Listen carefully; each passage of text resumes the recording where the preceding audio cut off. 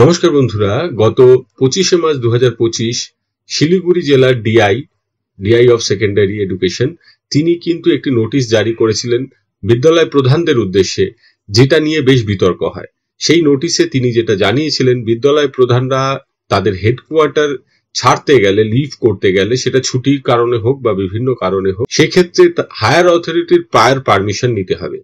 এবং সেখানে তিনি সার্ভিস রুলের কথা উল্লেখ করেছেন, কিন্তু 2018 সালের সার্ভিস রুলে এরকম কিছু উল্লেখ নেই।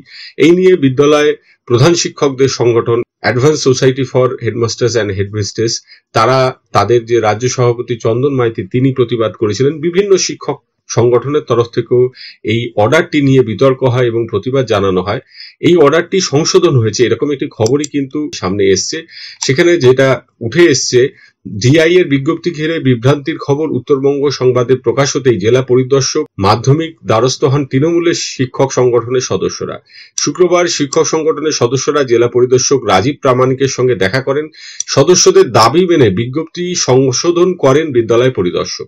অর্থাৎ অলরেডি সংশোধন হয়েছে বলে এই খবরে প্রকাশ, যদিও সংশোধিত বিজ্ঞপ্তিটি আমাদের চ্যানেলের হাতে এসে পৌঁছয়নি।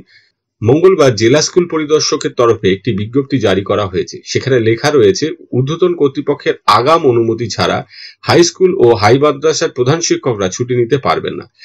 জেলা বিদ্যালয় পরিদর্শকের এমন নির্দেশিকা দেখে অবাক হন স্কুলের প্রধান শিক্ষকরা, জানিয়ে প্রশ্নও তুলেছেন অনেকে। বিদ্যালয় পরিদর্শকের এই বিভ্রান্তিকর বিজ্ঞপ্তি নিয়ে বৃহস্পতিবার খবর প্রকাশ হয়।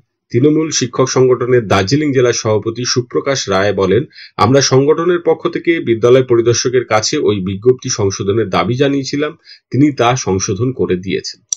যদিও সংশোধিত বিজ্ঞপ্তিটা আমাদের হাতে এসে পৌঁছায়নি, আগেই বললাম। ড্রিঙ্কের তরফ থেকে এই নিউজটি আপনাদের জন্য রইল। সকলে ভালো থাকবেন, সুস্থ থাকবেন, ধন্যবাদ।